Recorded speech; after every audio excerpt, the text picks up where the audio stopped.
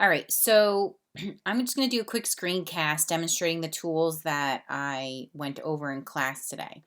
So, number one, you're going to bring your image into Photoshop. You want to make sure that it's clean, it's clear, it's high res. Um, so I don't want to see any pixelated images. Okay.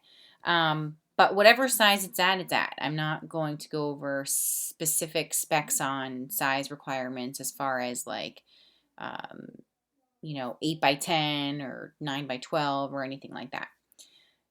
The first tool that I went over was the shape tool. And I showed you the ellipse tool in class because it's a circle and it was mimicking the idea of circling something. But all the other tools apply to all the other shapes apply the same way as I'm showing you the ellipse tool. So if I click on the ellipse tool, if I hold the shift key down, it will um, allow it to lock into a perfect circle. If I don't, you can obviously distort and transform that ellipse. Just a little tidbit of information there. The fill tool will fill the shape, and the stroke tool will outline that shape, and then this stroke width tab will make that shape, the stroke or the outline thicker or thinner. Okay, so I'm not here to make shapes and create shapes throughout my image. I'm here to just use it as like a tool to circle items in the picture. So I'm going to get rid of the blue fill so that it looks more like a circle. You can also do this to the stroke too. So if you wanted just a simple shape but you did not want an outline around it, you can turn that off as well. All right, and then it's going to show up on your layer bar as a layer, which is great because then you can turn it on and off.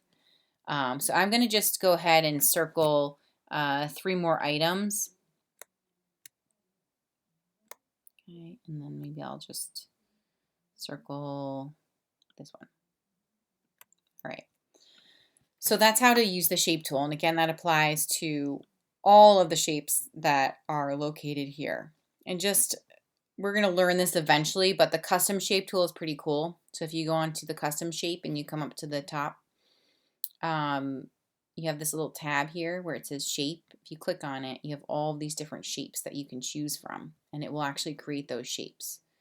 If you click on this little gear, you can actually narrow down the type of shape that you're creating. So if I wanted just music shapes or arrows, you can pinpoint exactly what it is that you want. So that's fun, but we'll learn a little bit more about that later. The other tool that I went over was the type tool. So your type tool is this T. Think of type T.